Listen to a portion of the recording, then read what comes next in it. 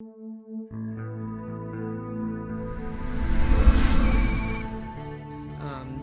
then lastly, I'd like to know how Capitol Police handle equipment that belongs to a member or a staffer that's been lost within the Capitol complex and found or recovered by one of your officers.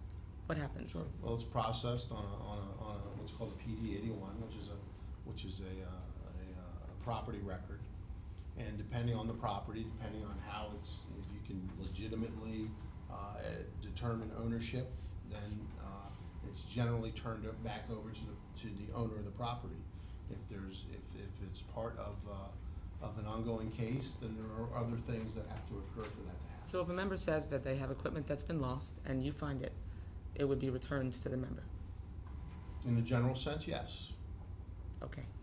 You have to identify. You have to be able to positively identify the property and be able to establish ownership. Right. And if ownership is established, if it's part of an ongoing case, then there are additional things that need to be done.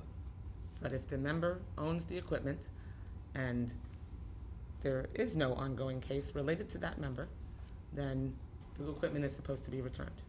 Right. In a general sense, yes. No, I mean in a specific sense. If the member loses the equipment, says they lose the equipment, Yes, ma'am. and it is found by the Capitol Police, it is supposed to be returned. If ownership has been established, Right. it'll be returned. If it's subject to an ongoing investigation, there are additional things Okay. that need to be turned But over.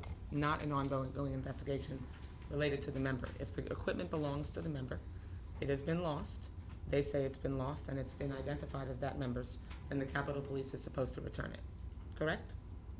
Well, it's not I can't give a yes or no answer on that because I know. It's a simple more yes or no parameters. answer. Well, If you if a member loses the equipment, yes, ma'am. and it is found by the Capitol Police or your staff, and it is identified as that member's equipment, and the member is not associated with any case, and that is their equipment, it is supposed to be returned, yes or no? Depends on the circumstances.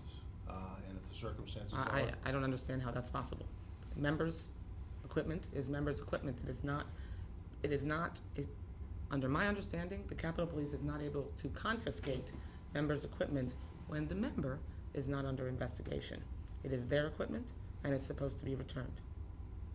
Well, I think there's extenuating circumstances in this case, and I think that, working through my counsel and,